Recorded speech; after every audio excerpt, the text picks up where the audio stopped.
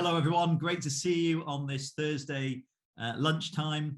Hopefully, as Lucy said, you have some coffee, a can of Coke, a drink of water, whatever it is that is your flavour, and you're ready to really enjoy the next 50 minutes of listening, really particularly to the story of lastminute.com over the last couple of years. And bear with us, because we're not going to kind of rerun COVID. Particularly, what we're going to really get into is what Last Minute did to survive and actually thrive in many ways internally, despite probably one of the worst economic environments they've ever faced in their history.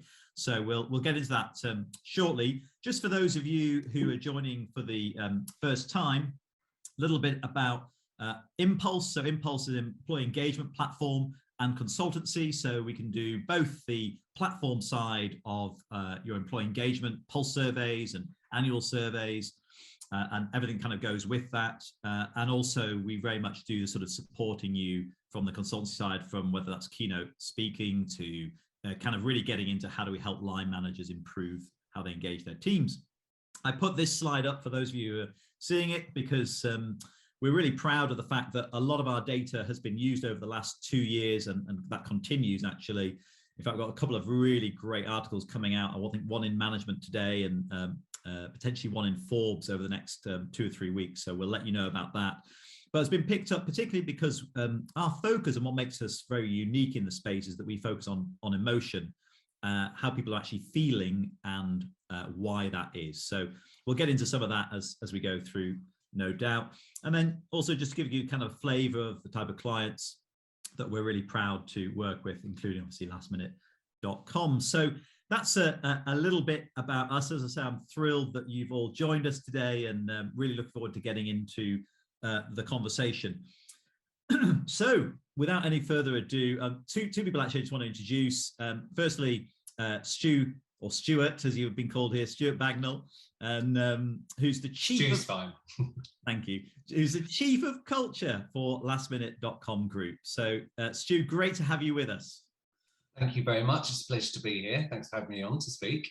Yeah, definitely. Well, we're really excited to get into it, but also just for those of you listening, so just introduce Jodie, who works for Inpulse and is our insight consultant. And so Jodie is going to be sharing some data in a moment or two. Jodie, great to have you with us.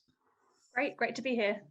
Fantastic. So as I said, the setup for today is very much what's been going on. How did lastminute.com not only survive, but actually thrive internally? We can talk about the business side, which I'm sure everyone will guess wasn't great, as it wasn't for anyone in the travel industry, particularly because of everything that was going on. But how did you what was going on the inside story? That's what we want to get into. What was Stu as chief of culture really working at? What were the solutions? What were the big problems? How did you overcome them? So to set this up, what we wanted to do is, it was actually Jodie and I were talking, and one of the roles that Jodie does is to sort of look across our clients' data and see what the trends are that are going on, what's happening within and across the data, and are we seeing anything that we need to be kind of talking to them about. And Jodie, as you came to me, said, Matt, there's some really interesting data coming out from lastminute.com. And so I'm going to let you, Jodie, on that note, I'm going to let you talk that through. It'll set us up really nicely then to get into why Stu is on the panel today and why we're talking to him. So Jodie, over to you. Absolutely, yes. Thank you, Matt. So as Matt mentioned, a big part of what I do is looking for these trends. So I want to start by explaining some slightly broader trends that we're seeing on a sort of overall Impulse level. And we've got 2 key scores here that we're going to look at, which are both high level at the moment. So these are across all our clients at Impulse. So this is global data across all sectors that we're seeing here at the moment. The first one is this positive emotion score. So this is based around asking people how they're feeling and then the responses to that. And really interesting figures here, actually, because we can see that they're sort of mid-50s, both across 2020 and 2021. And actually, this is typically fairly low score. It is a little bit difficult for us to compare to previous years to that, just because the focus has shifted, at least this data focus more on well-being has come about as a result of the pandemic, but we can see where the scores are sitting there. And then the second one in the table below is around the well-being index. And typically for this, we can see a big drop between 2020 and 2021. Typically, we would say sort of 4 to 5 percentage points would be a significant drop. So we can see what we've got here across all our clients at that overall level is a really significant decrease in people's well-being. So if we then go on to compare this to what we were seeing more specifically in the travel industry, what we're actually seeing here is that emotions and well-being both are trending in the other direction across these 2 years, sort of both pandemic years as well. So we know that, of course, the travel industry has been hit incredibly hard by the pandemic, as Matt touched on, and I'm sure we'll hear more about from Stu as we go on. But these companies, I'm sure, knew very early on that they would have to strategically prioritize people in order to get through and to stay afloat. So I mentioned briefly about that percentage point difference and what's significant, and that usually being around 5%.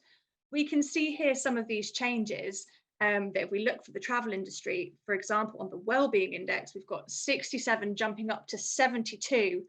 And we would only see an increase like this where something's been done, where action has been taken to make sure the score improves. And actually, if we go on to look at this even more specifically for lastminute.com, we can see, particularly if we focus first of all on those emotions, we've got a 6% jump there, which is incredible. And we'll be really keen to hear from Stu about how that's happened, what those actions were, and how that's come about. And also, really interestingly, that well-being has been maintained. We haven't seen that drop that we've seen across pretty much all other clients to a certain extent, or across all other sectors.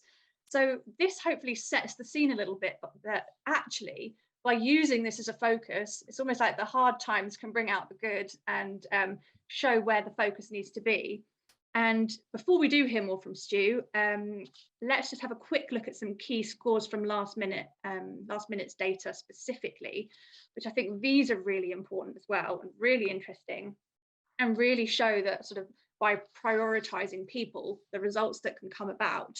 So this first one here on the positive population, just to briefly explain what we're seeing here. So the positive population, that is people that are giving fully positive answers to the question around how they're feeling. And we can see that between 2020 to 2021, there's a huge increase here. This is incredible to see, really great. And let's take this alongside the data below as well, because anxiety, as we all know, I'm sure and have experienced to some extent, has been huge throughout the pandemic. It's an emotion that we saw shoot up right across the board. And for many, it has stayed high or transferred into another negative. But actually, if we look at these scores together and sort of we've got that positive climate, go to the next level and look at what's changed, we can see that it's this probably down to this huge drop in anxiety that we've moved those people into feeling positive. The danger with anxiety would often be that it would turn into burnout and people feeling exhausted or further negative emotions beyond that. But actually, the dial has shifted in the right direction. We're trending the right way. So can't wait to hear more about how that's happened and what the details are from Stu around what's been going on and how it's been focusing on people internally. Jodie, thank you so much. That was excellent, really well put across. And for everyone listening, I hope that now explains why then when Jodie was sharing this with me, I was like, we have to get Stu on. It's clear that if you look at this and kind of going back, you can see that whilst the travel industry were really, and we know working with a number of the clients, we know they're working incredibly hard with their people internally whilst facing some major difficulties. Last minute was kind of doing it pretty much the best, and so we're like, Stu, you better come and share your secret sauce and that magic, because this is what people have signed up for. 150 people signed up to hear what has done. I hope I'm not going to disappoint. Yeah. I'm really teeing you up. I know. Could you set a lower bar, please? A lower bar. Yeah. So listen, Jodie, thank you. Thanks for joining. Thanks for sharing. That was really, really helpful. So Stu, I think without further ado, it'd be great to first just tee up for everyone. Some people might know what Last Minute do. You know, I'm sure everyone knows the brand. It's pretty iconic actually. But just share a little bit about yourself first, and then the company. Sure, no problem. So hi everyone, and thanks for joining. I have been at lastminute.com for a long time. It's around 15 years. I refer to it though more as 3 evolutions, because I was part of the business when it was a British owned brand, which is I think what it's been most well known for, before it then became a US owned company from one of the giant GDS, Global Distribution System corporations, called Sabre. And then the final sort of last 5 years have been with the sort of Italian Swiss owned company that acquired the lastminute.com brand and business. And which one have you enjoyed most, Stu? I can't divulge. I'm enjoying this one the most. I feel this one I've had the most growth personally in, but my history in the company has been within learning and development roles and in corporate communications. So the chief of culture role came around. It was actually at the suggestion of our CEO at the time. He, you know, felt that the skills that I had from the different roles that I'd been working in, blended together, really was something focused around the employee, the experience and engagement. And so that's kind of how it came about. But for me, engagement's been a real core passion, I think. And for those who don't know the company, lastminute.com, we are a third-party travel agent. So, you know, we help people live for the holidays. Hence the strapline, "We live for the holidays." So yeah, that's who we are, what we do. That's who I am. Fantastic, Stu. Thanks so much. And I think again for those listening, we are going to ask some really honest questions, because, and I did talk to Stu about this beforehand to say, look, you know, part of what I'm really interested in, and why I want to talk to you, Stu, is, you know, we do know that everyone knows incredibly tough economic environment, tough to operate as a travel industry, in the travel industry as a business. And we also know that when the bits opened up and you know, all those, are we in, are we out of lockdown, all that sort of stuff, there were some challenges for lastminute.com, as there were for all travel companies, around the customer and then changes to things and then cancellation policy. And what I'm really interested in is we saw it all from the outside, and we saw some of the media. I'm sure some of those who are listening or watching will know, you know, or may have even booked through you. But actually, what was it like on the inside, where you're under huge amounts of pressure? There was so much going on. So I'd love you just to talk us through a little bit of the last 2 years, from some of those major pain points that we saw. Do you know, I sometimes have to pinch myself. It's been 2 years still. I mean, it's crazy. I mean, the reason why I put this picture up, I think for us, you know, just to give a bit of context, and I don't want to dwell too much on the pandemic itself, but like you say, it's more about the challenges faced. But to give context, back at the end of 2019, everything was fantastic for the business. We'd had the best year we'd ever had financially. Everything was going really strong. We were traveling for work and pleasure, and you know, working in the travel industry is great anyway, because I mean, it attracts a certain type of person, you know, adventurous explorers, people who, you know, love seeing the world, seeing other cultures. So we, for the first time ever in the company history, were able to bring all 1,200 employees together for an event in Ibiza in October 2019. This was the one where I was going to speak and then you cancelled me. This is the one. I'm so sorry. But it was an epic event, as you can imagine. And engagement was high. And I think what's interesting, if you move on to the next slide, I think this gives a bit of data and an overview. So you know, since we partnered with you, you know, we've been running surveys, and back in 2019 specifically, at the beginning of the year in February, we had a pulse check, which is what we call them. and really high response rate and an engagement level of 68%. So, and that was when business was going well. We did a tactical mini pulse in November, which came shortly after the the party in Ibiza, let's say, and you can see the score did lift, not as significantly as I thought it would, but I think that it's this really interesting point of view that what questions we're actually asking and what people are answering are more around the engagement levers, the mood of the people or what they're going through at the time. I know that there was an organizational change back in February which impacted that, but when the pandemic hit, it hit us, like you said, really hard, like all of the travel industry and all of the various waves and roller coasters we've been on since, with all the different restrictions and announcements Boris Johnson's made, or whatever. They had real material impact on the business and the bookings. But I mean, everything just stopped for us. I mean, we went from being a very powerful booking engine to essentially what we call a cancellation engine, and it was insane. But I think the challenge was really our systems and our people and processes were not really equipped to deal with the volume of cancellations we were getting. And to give you an example, we went from having 1,150 daily bookings with around 50 cancellations to 0 bookings and 1,200 cancellations. And it was relentless and it was really tough, and it was tough for our customers. I think first and foremost, it's people's money and people's holidays that have been impacted. And even personally, I experienced the challenge of having to cancel flights through our own company and go through a very long, arduous process to reclaim that. But really, it had to become an all hands on deck approach for us. And, we redeployed staff to support the customer services teams.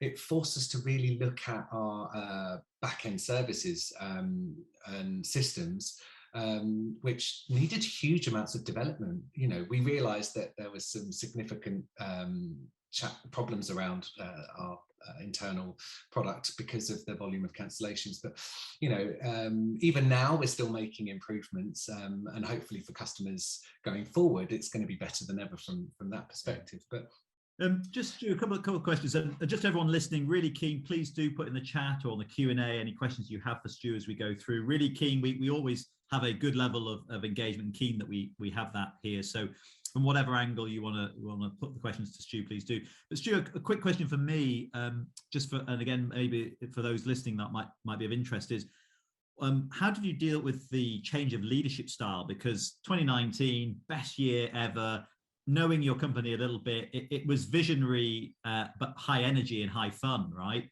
And then suddenly the context changes and you're in a pretty awful, like as you say, 100 cancellations a day. It's all hands to the deck. It almost brings up a sort of war kind of feeling, or like, there's a fire happening, quick, we've all got to respond. So what did you see in terms of the change of leadership over that period? Well, I mean, it was really complex, because I think, one of the things which really helped us as a business to survive through this was the utilising local furlough schemes or work hour reduction schemes. And our headquarters is based in Switzerland, which, seemed to be really worked out for us, because they offered a really huge support to the business. We also had a significant change in leadership as well throughout the pandemic. So we had one of our CEOs step down and change. So there were so many different plates to spin, and it was very quick, the levels of challenge around job security, isolation, the disconnection, and all of those sorts of things. And you've got people who are working. I mean, if you go to the next part of the slide, if you just click on one, what you can actually see is just sort of this sort of evolution that we had to change complete tactics and approach. So we've gone from measuring engagement to measuring well-being. I find it always quite a strange thing to say, how do you measure well-being? But I think for us, the main goal here, and this was, you know, amongst all of the leadership team, things were really different.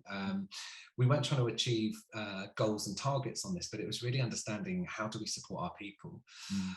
So we started to do the Pulse, focused on well-being, but it was really the data that we got, and we did it quite early on. So we ran the first Pulse check in May because we knew we needed to understand as a leadership team, how are people feeling and what do we need to do? How do we need to pivot? What plans do we need to put in place to make a change? If you go on one, I can sort of explain a little bit more than about how we do that. So the visuals here are really just as a snapshot, but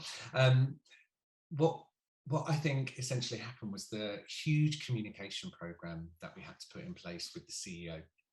And essentially it became something that we were doing on a weekly basis. For the people that were on work hour reduction and furloughs, this may have been the only one moment in the week where they were able to get, join the business, because obviously they couldn't be working.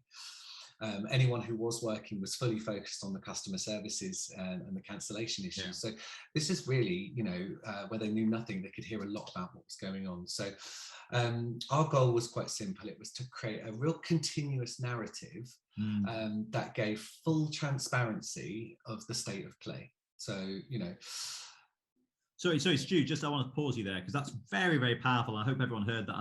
And I'd love to know if you're still doing it. A continuous narrative with full transparency about the state of play. And just again, for those listening, we heard that time and again from employees through surveys over that 2 years, is please tell us truthfully what's going on at the business level. We want to see it. We want to know it.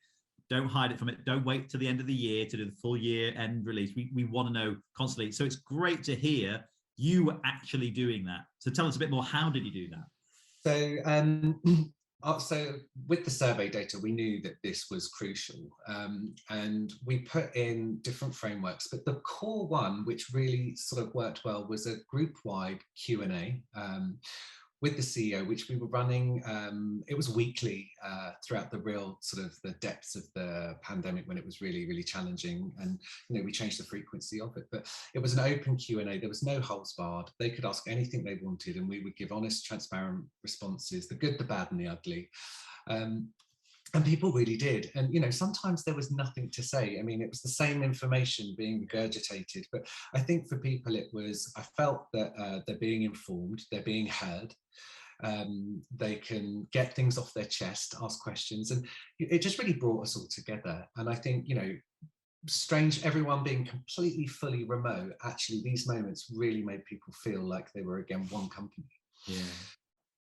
Sorry, just two things, just for everyone listening. How, give us a sense of the size. So when you're saying all hands, are we talking?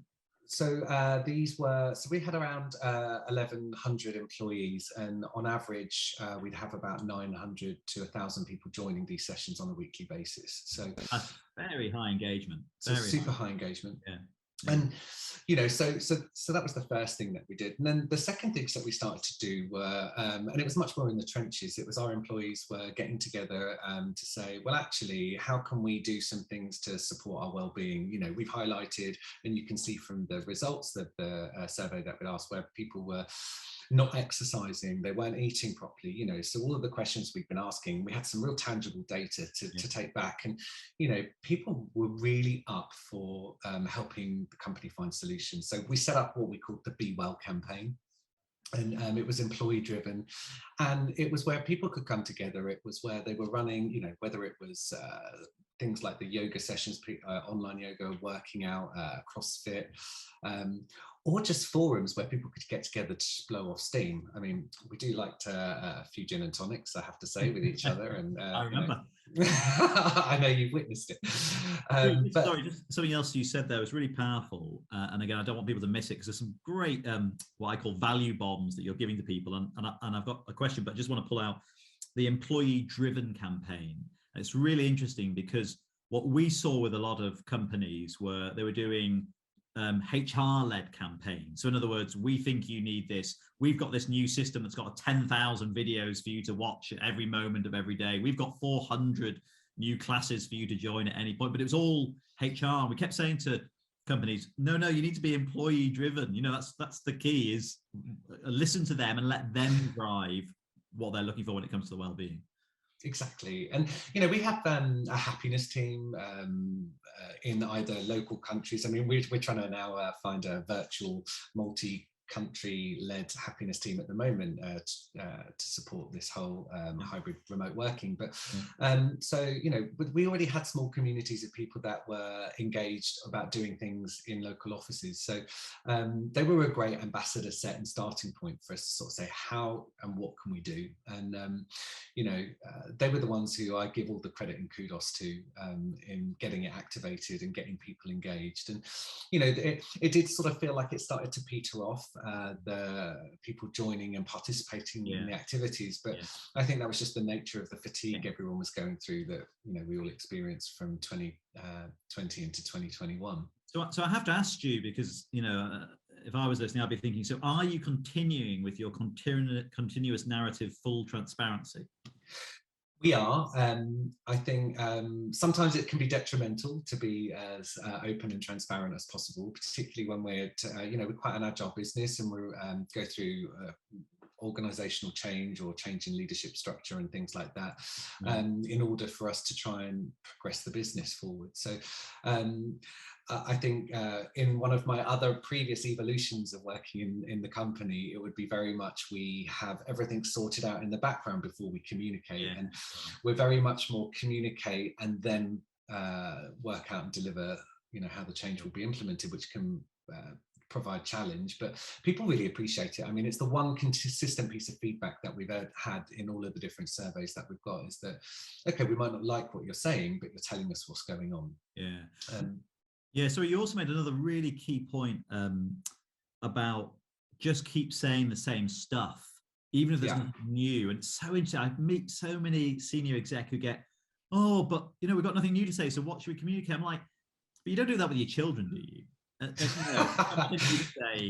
So we won't talk. It's like, in every other human relationship, we still talk about the same stuff often, but we keep doing it because that's what it is to be human. That's what it is to connect. Yeah, don't throw your food on the floor. You have to tell them more than once, otherwise. Even in my house. Yes, exactly. No, you're completely right, and I think that was one of the things, the challenges, because even our CEO was at the time saying, but I'm only going to be saying the same things, and I'm like, it's really not the point. It's just about that consistency, and it's about having that sort of community. But if you go on. I was going to say, I need to keep moving because we've only got about 25 minutes left. We're flying by here, so I'm going to move on to the next one. So what was great for us, and I think it was off the cuff, so Kirsten in our team, she decided to do a last minute sort of application for the Workplace by Facebook, the Customer Success Awards. And so we sent off a little short video just to explain some of the stuff that I've just talked through that we've been doing. And it was fantastic. So, we received recognition and we won the Remote Working Award for Europe, which for the team, for the culture team, it was some super validation. I mean, because, we were frontline internally. So the employees are kind of the customers in that situation who we're trying to work with to engage. And so it was really nice that they received that level of validation. But definitely. Oh, have I gone forward too quickly? No, it doesn't really matter. Sorry, and well done on that, because that is to be recognised externally for what you're doing internally matters. It's kind of, it does give great validation to what you were doing. So very good. So and I mean, I think one of the questions you were talking to me about before about the importance of listening to people and the different data. So just on that, I'm really keen, because the other thing that we haven't talked about actually is I don't believe there are any mass redundancies. People's well-being was very well protected, which we saw through that.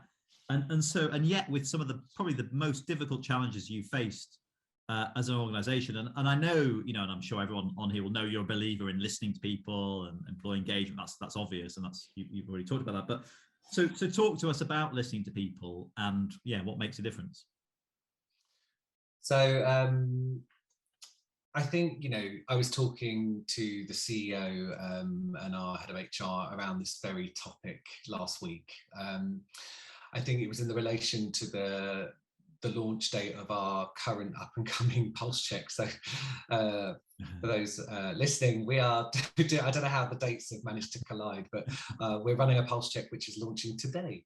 It was very kind of you to give us an hour when you're right in the middle of I didn't know what I'd signed up to at first. So this, whilst I love spontaneity, I love a certain amount of wiggle room. So yeah, exactly. But in terms of the day, I think, when setting up a pulse check survey, we know that planning and prep is really crucial to the success. But we ended up negotiating the dates with the CEO and ended up pushing the pulse check back to today, because he wanted to complete the salary review process that we've just been through, because he was really keen to hear and get and understand from the people whether or not that was going to have a material impact on engagement. And for me, I, delighted, although I would have preferred to have gone with our original date. Don't tell him that, I won't show him this. But I was trying to explain to him that, when it comes to running these sort of surveys, there's never a great time. It's a snapshot, and you're looking, the data will always be influenced by whatever the external factors are that are going on.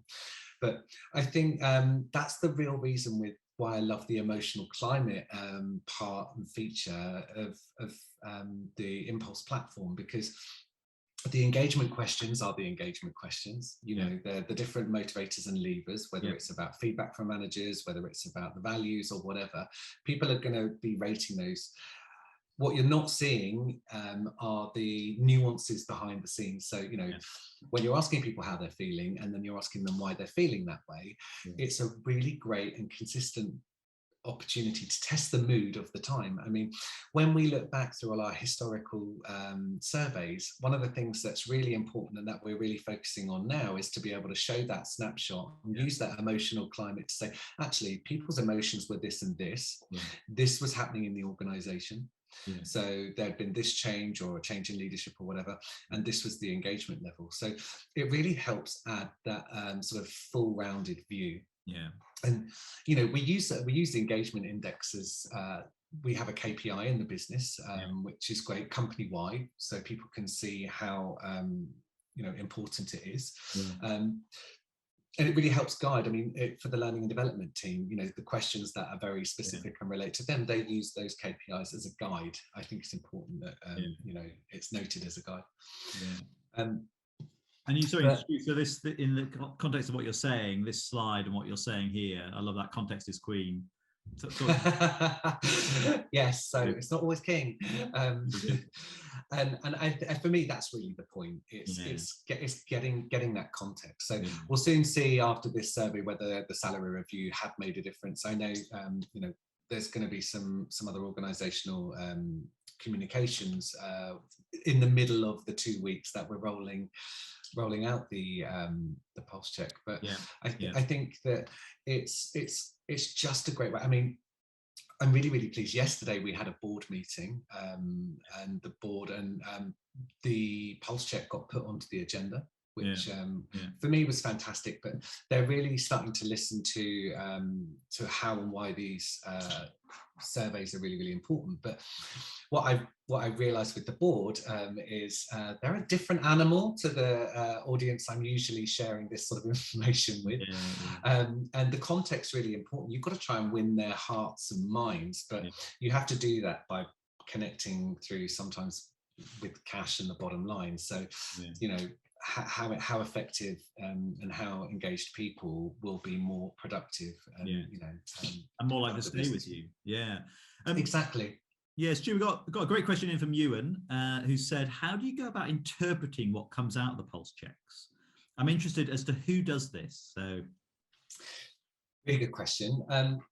So the culture team, so there's a group of us that will take the first sort of steps, I would call them, in trying to understand and see what the data is all about.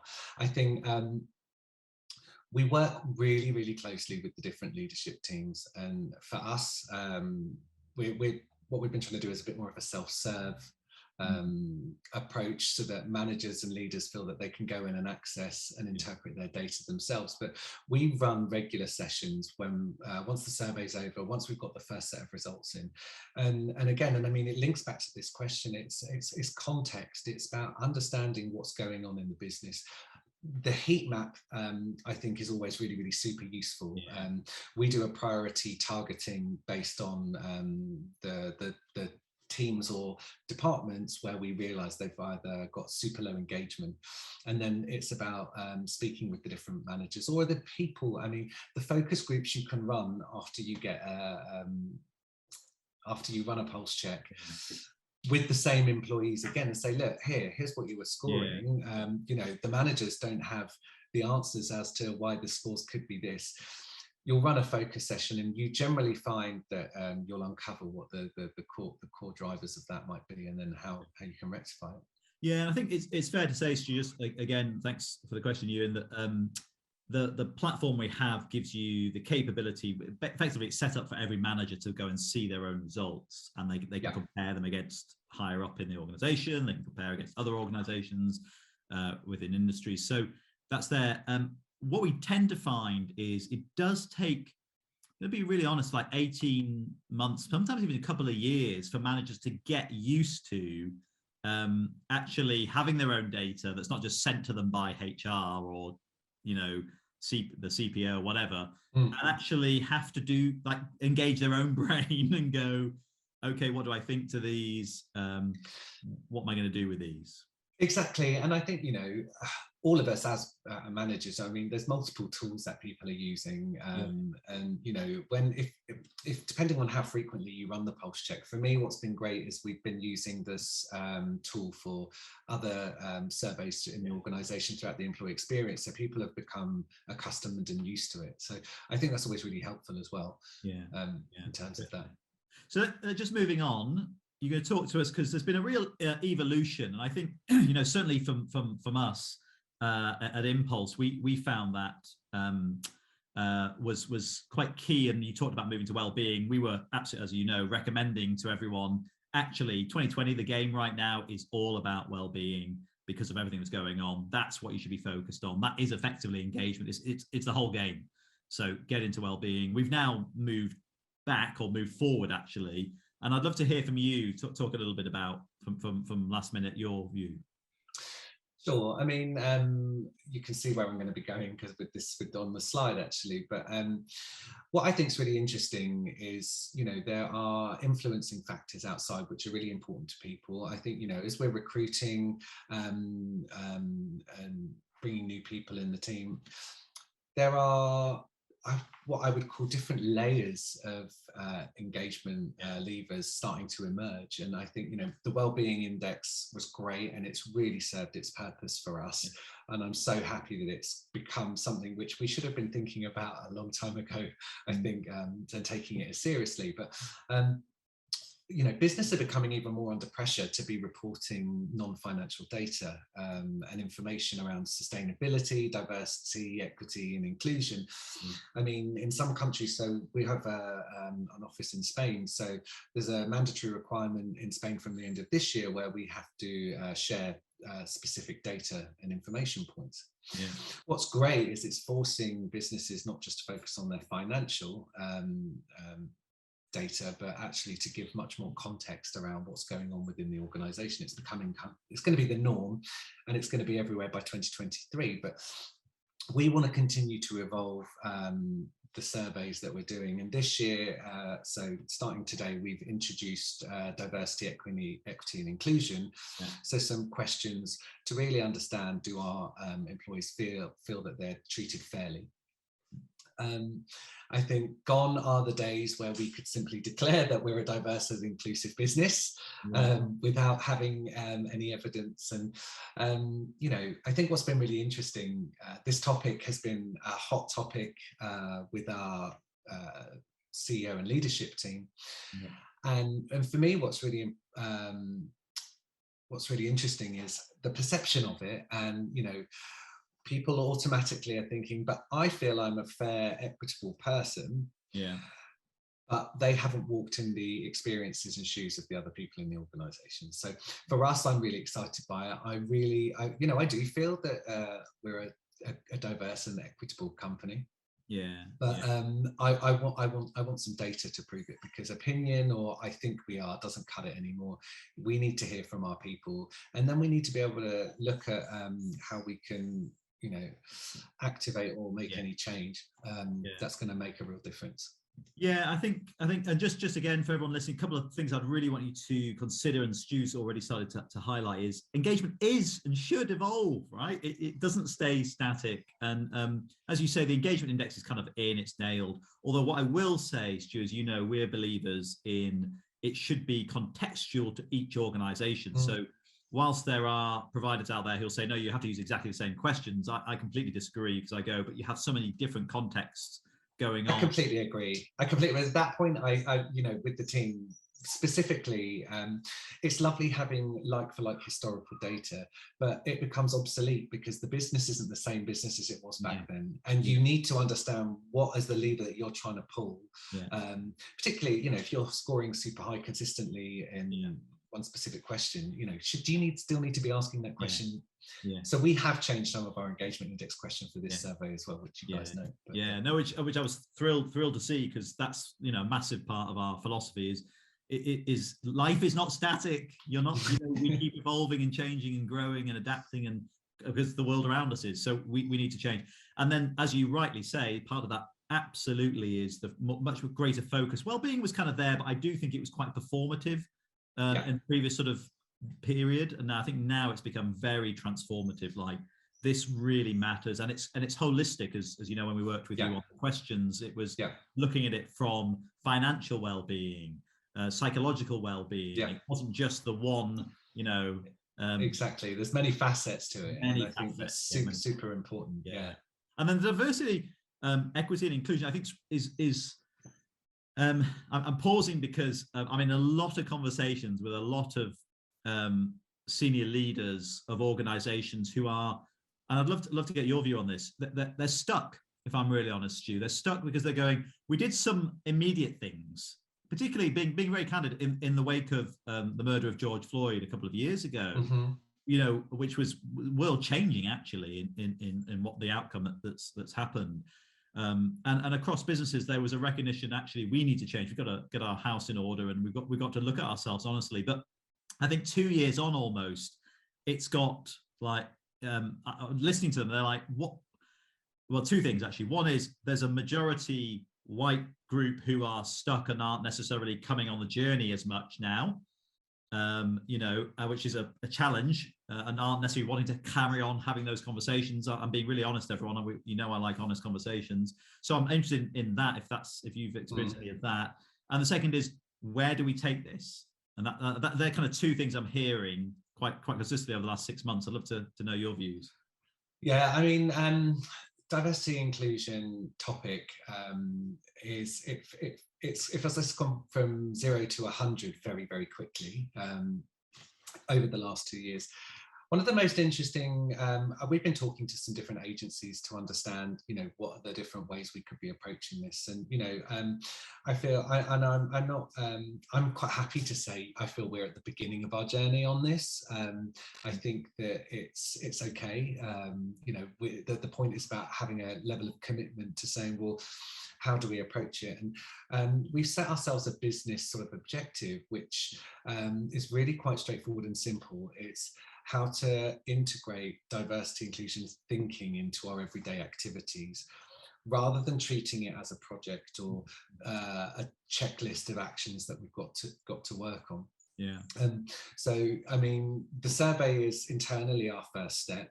So just to sort of gauge from our people and then build the plans off the back of that. And I mean, we've got some ideas about the plans that we want to put in place already. And, one of the other things I think about this, we are, like I said, our head office is Italian owned, based in Switzerland. So, we have a lot of white Italian males in our organization. And, it's not that that's a good or a bad thing. I mean, that's the reality of it. But in terms of the change. I mean, when you are in a minority, it's winning over the hearts and minds of the majority that actually evolve and put in place the change, if that makes sense. So, we need everyone on side and thinking in the same way and caring about it as much. But that's kind of my take on it, I think, at the moment. I'll have more on that when, Yes, no. That's really really helpful to kind of get where you're going. And one of my answers I've been saying to people is there's a difference between project and lifestyle. Yeah, I always kind of bring it down to my own life and go, those times you go, right, I really want to lose some weight and I want to get in the gym. Sometimes it starts as a project, right? I'm going to hit the gym 3 times a week. I'm going to go swimming twice a week, and it's almost like this project. But if it's really going to be sustainable, it has to become part of your lifestyle, like having for those who are listening at the beginning, my Twiglets every lunch. That's a problem. I know it can sound like I'm being facetious, but I'm really meaning this at a very deep level, that if we're going to see change, it requires people to change their lifestyle. So it becomes lifestyle, as in it's just something I do, it's something I'm being, as opposed to it's this thing over here, as you described, that it's kind of annoying me and kind of going, come on, do something. Exactly, yeah. So I've got a couple of questions, Stu. We've got about 5 minutes left, everyone, so stay with us, because Stu's going to share a couple of things of resources that he's been using and some of the greatest changes that he's been through personally. We've got about 5 minutes left, but just 2 quick questions. Catherine, lovely to see you or hear from you. Great that you've joined. So Catherine is head of, or could be director of engagement and communications at Waits Group. And I said, it's a basic question, and Matt's going to know why I'm answering. And I do, because we're meeting with some of their CEO and exec team shortly. How many questions do you ask in your survey, Stu? And are they linked to all the indexes? So I think it's 26 questions this time. And just so you know, I exclude any segmentation or demographic questions, and I don't include the emotional climate question in our how many questions are we answering. So yes, it might feel a little bit more, but our CEO did comment to say, oh, this feels like there's a lot of questions, and I don't. I think that actually, how and what we're asking felt very well grouped together, so you could tell topic by topic. We have a group of other questions as well, which don't link to the indexes. For example, are you proud to work at lastminute.com? Would you recommend lastminute.com as a place to work? So it's 26 in total, and they're not all linked. Yeah, and I will always advocate for less. I know, and we that will be a point of difference that you and I would have. But what I would say is, what I can say about Stu and lastminute.com is you actually do something with the data you get. And one of my challenges always as the founder of Inpulse with clients is they often ask lots of questions that never see the light of day. Yeah. And they don't actually do anything with the data. And for me, that's, is the criminal bit. Exactly, but that goes back to your earlier point about evolving the surveys. I mean, if you feel that a question's redundant, get rid of it. I mean, some of the questions that we sat in what we'd call in our other bracket or bucket is purely because, sometimes it's topical. Sometimes there's things you need to understand as a business, which you can put into your survey, which will be an engagement lever in some way, shape or form, but they don't need to be continuously measured. So all I'll say, Catherine, is lastminute.com aren't necessarily the client to use as I'm assuming you're on the other end of the scale. Well, no, she's I think even higher. I think they may well be, but okay. Trying to move the other way. Oh, I'd be more than happy to continue the conversation on that if you wanted to. And just very quickly, Ewan's asked another question. How do you bring the stories to life of people, the stories behind the stats, which I know you're very good at, Stu? So I'll give you a moment, and then we're going to bring it into land after that. But if you're okay to answer that. Yeah, I mean, I think it's really what you kind of answered it in the question. It's about articulating the story, and I think it's finding the different channels and opportunities and people in the business to be able to articulate that. I mean, I think you've got analyzing the data, understanding what the insights are, but then it's about being able to form a package, and we spend a lot of time doing that because it's really hard to get buy-in from leaders and managers unless they feel that they can actually really connect with the data, and you know, having the assuming everyone uses the different open-ended questions or the branching questions, which for me in the tool for this year are gonna, I think, be a bit more of a game changer, because it's pulling out the comments about what people are saying and then really embellishing them, and you know, we do a lot of video sound bites back to the business, so you know, from within the culture team to just to try and bring it to life a bit. I mean, it's not a case of here is a spreadsheet, here is your information, here is your data. It's just about really selling it. It's like a campaign. As much as it is getting people to complete the survey, is it's sharing the results. And just for those listening, I would say I can honestly say lastminute.com is one of the best I've seen at telling stories internally, and I actually think it's so embedded in your culture that people are used to people stories, as opposed to working, you know, with lots of other clients who necessarily don't tell people stories as much. You've just done it for so long. It's for me, when I came in, I was like, wow. Yeah, maybe as I don't see the process we go through, because it kind of does feel a bit ingrained. But I think, you know, just as a quick example, I mean, in terms of for this, like, tell me how you're really feeling. One of the things, you know, we support our leaders and managers to make sure that how are you becomes a, but no, really, how are you? You know, so, you know, it's about taking the data and making it actionable. But you know, leaders need to do that. And I think in particular, empathy is a skill which we've been focused on to try and equip our leaders with, because I think that it's about getting them in the right mindset, so that yes, I've got this data, but I'm going to have to be really empathetic to understand what it really means to our people. Yeah, definitely. And I think that I'm gonna stop sharing now. That empathy is really really key. So and something, again, I've seen you work really hard on internally. So with 2 minutes left before we hand back to Lucy, a couple of last quick questions for everyone who stayed on. We've kept really high retention. Everyone pretty much who joined has stayed, which is fantastic. So are there any resources you would recommend, Stu, when it comes to helping transform culture and putting people first? Yes, and you know, I'm going with a couple of books, because I'm making a concerted effort to not be on my phone at night. Blue screen, it's a hard habit to break. But someone in my team, Federica, she recommended a book that she'd read called The Culture Map, and it's by Erin Meyer.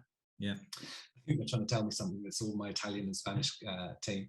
But it's really about a reminder of the differences. And it's stuff some of you may already know, but it's really great to see it again. I think being fully remote company with different cultures from all around Europe, it's really important trying to work together to understand some of these real cultural nuances on how to communicate. So there's lots of useful tips in that one. Yeah, fantastic. And then the second one I would draw attention to is similar, the culture code. So you've got the culture map, and then you've got the culture code, but the culture code by Daniel Coyle is a fantastic book. Absolutely. I read it when I was on holiday, and it was one of those, I've probably read it twice now, not all of it, but there's specific parts. And if you do have an opportunity to read it, he illustrates fantastically about how you can design and build a sense of belonging in an organization, and the example. So that would be my big recommendation on that one. Stu, thank you so much. And you know, we had like about 3 or 4 other questions to get in. I know, I was like, wow, where did the time go? Seriously, didn't even get there. And but for everyone who's on, I really hope you found that valuable. I'm going to hand back to Lucy. But just to say again, Stu, thank you so much for joining. No, you're super welcome. Very busy day as well. So Lucy, back to you. Thank you both. What a fab session. And if you do have any questions for Matt or Stu, please do feel free to send them over to me on email, and I'll make sure they're passed on. Just to reiterate, I will be sending out the recording probably on Monday, and the slide, any resources that we've mentioned, as well as some slides. So other than that, thank you all so much for joining. Keep an eye out for the next session, which is in March, and we're going to talk everything beyond the data. What action do we take? So have a great afternoon. Fantastic. Thanks everyone. Thanks everyone. Thank you.